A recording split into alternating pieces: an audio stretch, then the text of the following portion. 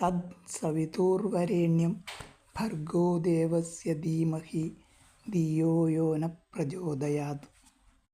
ബുദ്ധിയെ പ്രചോദിപ്പിക്കുന്നതാണ് പ്രകാശചൈതന്യം, ബുദ്ധിയെ മരവിപ്പിക്കുന്നതല്ല. ബുദ്ധി പ്രചോദകമല്ലാത്തത് മന്ത്രമാവില്ല. മനസ്സില്ലാതെ മന്ത്രമാകാമെങ്കിൽ ഉപ്പില്ലാത്ത ഉപ്പിലിട്ടതുമാകാം. ബുദ്ധി ഉണരണം, അതുവഴി ലോകം ഉണർത്തപ്പെടണം. ഈ മന്ത്രം ഉച്ചരിച്ചാൽ മതി. അർത്ഥം വേണ്ട എന്ന് കരുതുന്നവർ വിളക്കു കത്തിക്കാതെ വെറുതെ അത് ചുമക്കുന്നവരായിരിക്കാം. മന്ത്രജപം എന്ന് പറയും. വെറുതെ ജപിച്ചതുകൊണ്ട് കാര്യമില്ല.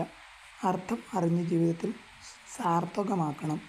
അക്കാര്യം പതഞ്ജലി യോഗസൂത്രത്തിൽ വെളിപ്പെടുത്തുന്നുണ്ട്. ധ്യാനിക്കുന്ന സമയത്ത് ഉറങ്ങിപ്പോകരുത്.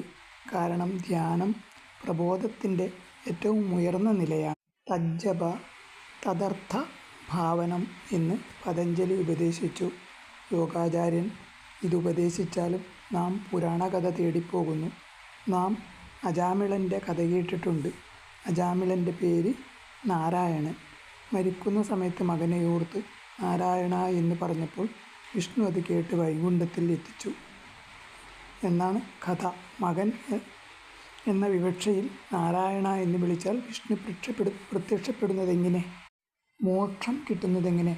അർത്ഥം അറിയാത്ത നാം വിഷ്ണുവിനും അർത്ഥം അറിയില്ലെന്ന് തെളിയിക്കുന്നു.